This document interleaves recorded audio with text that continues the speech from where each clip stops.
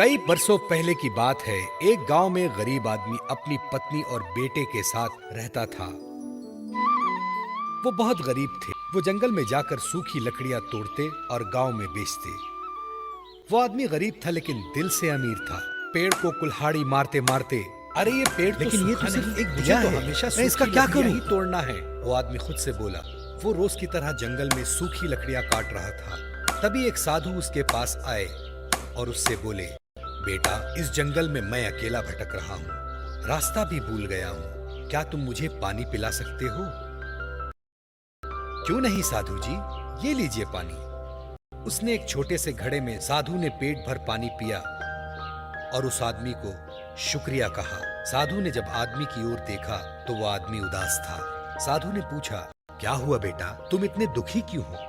उस आदमी ने साधु को बताया, साधु जी, मैं बहुत गरीब हूँ, सूखी लकड़ियां बेचकर गुजारा करता हूँ, लेकिन इससे मेरे परिवार का पेट नहीं पल सकता। साधु को बात समझ आई। साधु ने कुछ चमत्कार किया और उसके हाथ में एक दिया प्रकट हुआ। उसे उस आदमी को देते साधु जी बोले, ये ले बेटा दिया। लेकिन ये तो सिर्फ एक दिया है, मैं इसका क्या करूं? अरे बेटा, ये कोई मामूली दिया नहीं, ये जादुई दिया है। साधु ने कहा, क्या कहा, जादुई दिया? आदमी बोला, हाँ बेटा, जादुई दिया, इसे जलाकर तुम जो चाहे प्राप्त कर सकते हो। शुक्रिया साधु जी। वो जादुई दिया लेकर आदमी घर आ जाता है। भगवान, सुनती हो, देखो मुझे क्या मिला। आदमी ने अपनी पत्नी को पुकारा, क्या है, क्यों चिल्ला रहे हो? ये देखो जादुई दिया। क्या जादू ये दिया? तुम्हारा दिमाग तो ठीक है ना? हाँ भगवान, ये एक जादुई दिया है, देखना चाहती हो इसका कमाल? मुझे भूख लगी है, मेरे लिए कुछ खाना मंगवाओ। वो आदमी दिया जलाता है और खाने की मांग करता है। उसके सामने खाना आ जाता है। देखा, जादुई दिया का कमाल। अब तुम्हें जो चाहिए इस दिए से मांग लो। दूसरे दिन वो आदमी सूखी लकड़ियां तोड़ने जंगल की ओर चला जाता है। उस आदमी के जाने के बाद उसकी पत्नी और उसका बेटा उस दिया को जलाते हैं और जो चाहे वो मांग लेते हैं। बड़ा सा घर, टेबल, कुर्सियां आदि, उनके घर का माहौल ही बदल जाता है। शाम होते ही वो आदमी घर वापस आता है। अरे ये मेरा घर है, मेरा तो घर छोटा सा था। उस आदमी की पत्नी दरवाजे पर ही खड़ी रहती है और पति को देख बोलती है, अरे सुनो, ये आपका ही घर है, ये सब जादुई दिया का कमाल जादुई है। दिए से उन्होंने सारी जरूरी चीजें हासिल कर ली।